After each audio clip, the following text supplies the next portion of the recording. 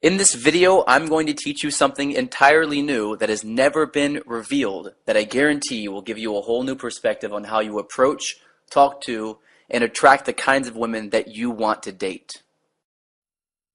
Hey, how's it going? Welcome to the page here.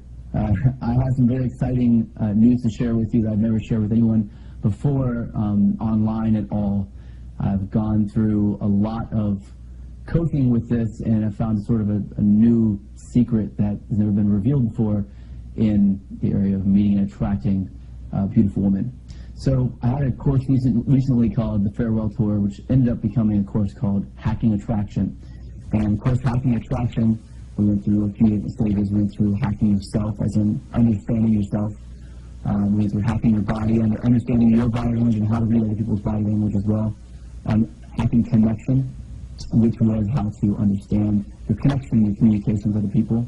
And the final was hacking your meta, which was sort of understanding the overarching concepts behind what makes a good relationship, what makes you a valuable and attractive man as a whole. Well, I did these courses, and in the first day of the Hacking Yourself course, I went over a concept that's never been talked about before, ever, inside of this industry and this community. And so I'm very happy to share that with you right now. I'm just going to give it to you so you can have it and do what you want with it. It'll help you out a whole lot. It turns out that there are different types of strengths for guys when it comes to meeting women. And there are four major different types.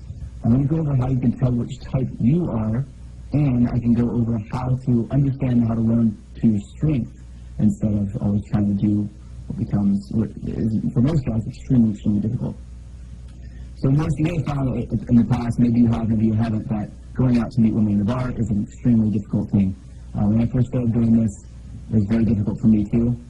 And I got through a lot of barriers that I had. Eventually, I felt pretty natural and comfortable going into a bar and attracting women. It wasn't a big deal at all. But it took me a long time to get there, but eventually I did. Now there's some guys though that I've studied for twice, three times longer than I have and never got there. And you know, play professional skill. They just don't like to go out to a bar, and they don't like to meet women at a bar. It's hard for them. It's not only hard for them, but it's like everything that is in their part of their personality is kind of stopping them from letting it happen. It's like they're self-sabotaging. They don't actually go home with girls. They don't connect with girls. But it's very difficult for them. They get overloaded very quickly, and so their state drops, which means that they get less comfortable. So what I found out through studying these different types and going through a lot of personality typing, and using a lot of Myers-Briggs typing systems and other types of systems as well, is that there are two major components that will decide whether or not you're going to be good with women in a bar. And these, if you have these natural, your natural way you process things, if you have these two things in a certain quadrant, then you're going to be really good at that. This is how it is. But if not, you're not playing your strength. And there's another way you can go about meeting women that will be extremely natural for you, that will give you a ton of success, and will happen instantly instead of taking years and years and years of studying with no results. So I'm going to talk about that right now. The first thing I need to ask you is that you're going to see a picture come up on the screen, and it's I want you to compare these two things on the screen. Take the time, whatever that means, just do it immediately. Write down at least 5 things. If you need to pause the video and look at them, and then pause the video and look at them, and take your time with it. Write down 5 things, whatever comes to your head, just write down immediately. And now I want you to answer a really simple question, and that question is, it's going to seem like a non sequitur, like it's not important, but it's very, very important. When you think back on whether or not you are either always on time or early, so usually early to someplace whenever you're trying to meet someone, or you're on time pretty consistently, or you're always a little bit late.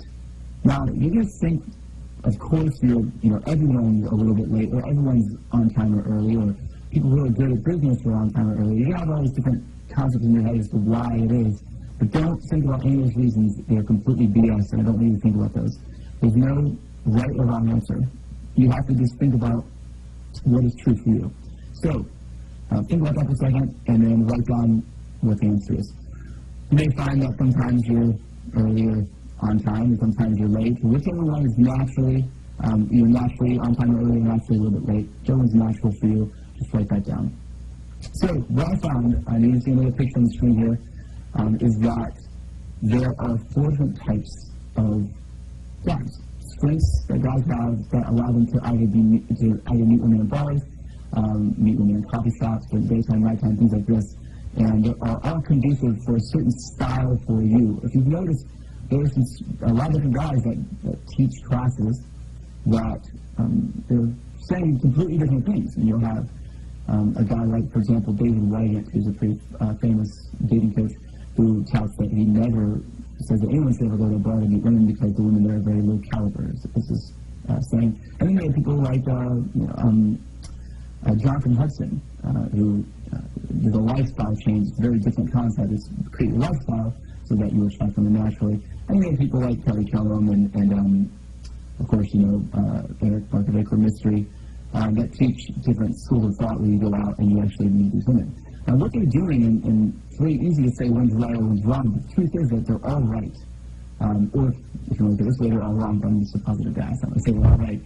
They're all right styles. It's just that they appeal to different types of strengths and different kinds of guys. You may find that using a certain method for you worked very well, and then someone else tried it, and another method worked for them better. That's just how it is. The best thing to do, and usually before you have to go through this process of trying to learn for a long period of time and trying to understand what can you take from little pieces of these different systems that will allow you to actually build your own system, which takes a lot of time, from scratch, and that works for you, because really none of the systems work for everyone. And this is the first time I've ever seen a way to synthesize other systems and understand yourself so that you choose the right path and you don't waste years of your life trying to run around and collect these things. When I chose to run around collecting, so I didn't know this at the time, but if I had known this, it would have saved me several years. I would have been very successful very quickly, because I spent years before running just focusing on other things that were a waste of my time. And not only a waste of my time, it made me worse with women in the long run, and I had to unlearn those bad habits. So, if you look at the screen now, you'll see just four quadrants on the screen. You'll see two intersecting lines. On the top, you'll see D for difference. On the bottom, you'll see S for sameness. On the left, you'll see P for perceiver, and on the right, you'll see J for judger. Now, these are your different types, and how you answer the first two questions are going to decide where and which quadrant you exist. When I asked you about, to compare the two items on the screen, what did you write down? Did you write down, well, they're both this, they're both that, they both look like this thing, they both look the same way in this thing? If you wrote a lot of reasons why, different reasons why they're the same, or why they're compared and similar, then you're going to be a sameness person, sameness, which means you fit the bottom right quadrant. Someone is to the bottom. If you said how they're different almost exclusively, then you are a difference person. This one's a little bit slightly different, this one's spaced a little bit different way. Whatever it was, you saw the differences immediately, and that's what you naturally notice. Now, you're not going to think that you're different because of that. You're going to think that everyone thinks this way, and if they don't think this way, they're weird. But that's not really the case. Everybody's different, and everyone's a different level of this, too. If you found that maybe you had a mixture, some things in the beginning were different, some things were sameness at the end, or it was a different sameness, it was kind of muddled together, and you can't really tell which one you are. You may be very flexible in that as well. But if you have a very clear understanding, and you can choose which one you are, then do that now. Now, the other one was, are you usually on time or early, or usually a little bit late? If you were a little bit late, like myself, then you are a perceiver. You're on the left side. The perceivers are perceive time in the moment. Perceivers are generally more equipped to take in information very quickly. So a bar environment might be better for a perceiver. Whereas if you say you're always on time or early, you have a sense of your environment that you think is solid, and you decide about it. You make a decision about your environment, and you feel safe and comfortable in that environment once you understand it. If you're always on time or early, that's how you feel, and you're a judger type, a J type. So, what does this mean? Okay, well, if you are a difference perceiver, that means that you see everybody as being different. You see each woman that you meet as a unique individual. You can't help but notice the difference in everybody. It also means that you think about your lessons and how you've learned and things you screwed up. You learn from them faster because when you screw up twice, you go, how was the last time different than this time? Or if you're successful the next time, you go, how is this success different than the last failure? You'll naturally get really good at learning lessons very quickly. Now, If you're a perceiver, as well as a difference person, then the perceiver means you're going to be really good at taking in information in a very fast way. So in a high-impact environment like a loud bar or a club, someplace where there's a lot of action. So if you said that you're always a little bit late, and you said that you saw how the two items were very different, then you are what's called a super learner. A super learner is the top left quadrant. These are the only kinds of guys that are equipped naturally to go meet women in bars. This is your natural strength. If you haven't been doing it or got a hard time doing it, and you're still trying to go out and approach women, this squad is also called target hunters. You see a target, you see somebody that you like, and you see how they're specifically different and what separates them from everybody else, and you hunt to go get them. And that's how you meet women. That's your natural strength to meet women. That's only one quadrant, which is only, if even less than, if it was an even split, it would be only 25% of guys. Now, what about the other 75% of guys that aren't naturally good at that? Well, you have a different style. And so I'm going to tell you a little bit about that right now. I'm a super learner. I'm a target hunter, just like the top left quadrant. I am naturally good at approaching women in bars. And it wasn't in the beginning, but that was my natural strength. So when I started learning about it, I got very good very quickly. So over a period of time, I understood that that was really where I needed to be, and I started doing that specifically, and it started really working for me. But you find that that's not how it is for you. You probably tried to listen to a lot of guys teaching you how to do that thing, and you probably couldn't listen very well because it just doesn't speak to you. So I found that students who are super learners, who are in my quadrant, tend to connect with me a lot faster. Now that I know there's different quadrants, I understand how to speak to everybody, so it's a little bit different. But before, I would just speak to my own quadrant, which is what we naturally do. And I suggest that you find a coach and a course that teaches to your quadrant specifically. I'll give you some suggestions for those coaches in a moment, but for now, I'm going to move on to the second quadrant. Now, I'd say that you found how both those things were different, so you're a different person, but you like, you're a little bit, always earlier on time, you like an environment that you are very comfortable with, and you need to know your environment, and you don't like bars at all, and you're terrible at that. Now, if you're terrible at pushing women in bars, and you found that you're a perceiver, it's probably because you just haven't worked that muscle out yet, that perceiver muscle out yet, and you haven't gone out and learned the skills you need yet, so you really should study that. But if you're a judger, then you are in the top right quadrant. Top right quadrants, people are super connectors. These people are, instead of being target hunters like the super learners, these people are target gatherers. They like to be in an environment that they can control, and so they usually pick quieter environments.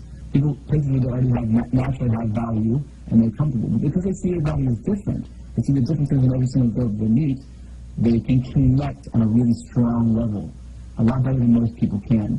So if you found that you are a judger, difference person, then you'll find that you're very, very good at building rapport. You can connect with somebody. Now, your ability to build rapport is also going to rely on a couple other concepts as well. One, whether or not you have an internal versus an external frame, a couple other things too, but we'll get into that in another video sometime.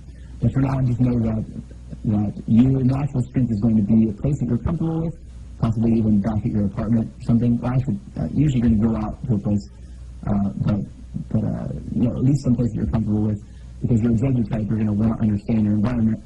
But you can also take in lessons very quickly, and you see women as very different, so you're going to be able to connect with these women, see what makes them unique, see what makes them special, and automatically connect with that concept. So if you're a super connector, you're going to want to focus a lot on rapport. You're also going to want to focus a lot on online dating. Dating women online is going to be very fun for you because you'll get them to an environment where you're alone, relatively, where you are, most of the stuff is done for you, like the kind of high-impact stuff, and you get straight to the rapport phase when you meet them. You're also going to know how to build attraction very quickly by using body language, and then jump to rapport where your strength is, when you can really connect and really build trust in that environment. But let's say you said you saw those two items on the screen, you're the same. You're a sameness person. Well, if you're a sameness judger, everything was the same, and you're usually earlier on time, you're a breed of person that's going to be very, very unique in the way they approach women. And that is that they're not usually going to approach women. They're usually going to wait for women to come to them. But this is a system that has not been taught very well in the past, and because it's the exact opposite quadrant as what has been taught for the super learners, which is my quadrant, most guys tend to think that it's wrong, but it's not wrong. The bottom right quadrant are the numbers gatherers. These people who see everyone as the same, or see women as the same generally. So you have to have a lot of numbers going through. You have to have a lot of women coming through your filter. Lots of women coming into your life and going out of your life constantly. You need to have a lot of females in your world at all times. But you would also a judger. So you want to have a comfortable environment as well. So you're going to be having women come to you, and then you're going to allow them coming to you. Perceive the same as people are numbers hunters. Numbers hunters are also known as super skilled. So it means that if you are a numbers hunter, if you are in the bottom left quadrant, and you find that when you're in an environment that you don't know very well, a very high impact environment, you feel comfortable, you take in information quickly, but everyone just seems the same to you, you're going to need to approach a lot of women in order to get the kind of results that you need, because that's your strength. So the style for approaching lots and lots and lots of women, the numbers game, is going to speak to you mostly. It doesn't speak to me, it won't speak to any other quadrant, it will speak to you specifically. If you find that's who you are, then use that strength to your advantage. I highly recommend you use that strength to your advantage, and you find a coach that teaches specifically that style and talks more to, something that's going to be easy for you to do. Now, once you've handled your strength, and you've handled that quadrant, you feel like you've gotten really good at it, then you're going to go out to your secondary strength, and then what's called your tertiary strength, and then finally to your weakness. The quadrant that you're the worst at, the one that's the hardest, the one that's farthest away, the one that's catty corner to your quadrant, whichever one you're in. I'd say that I was, because I'm a super learner, my top left quadrant is my quadrant. So since I'm a perceiver difference person, and because I see everybody as being different more so than I am a perceiver, more than I'm always late, that would mean my secondary would be on the judger side of the difference, so the top right quadrant, which would be a super connector. So if you look at my strengths are I can learn very quickly and I can go out to a bar and meet women. My secondary strength is I can connect with her really, really well. If you know me as a person, you know this about me. And this is my natural strength. My third, my tertiary, is going to be the other one that's not the catty corner one, the one that's left. And that's going to be the super skilled side. And then my weakness is the super framer side. So whenever I started this, I started learning how to start strengthening my weakness, which is what most guys do, and I got really frustrated until I found my strength, which happened to be approaching women in bars. If you're still frustrated and you're trying to approach women in bars, you probably don't have that as your strength. You need to build your strength first, get success there, get comfortable, know that's what your strength is, and fall back on it whenever things start to get hard, and then start to work on your weaknesses. If you're interested in learning a lot more about your type and how to use your natural superpowers to attract women without effort, then click on the link below.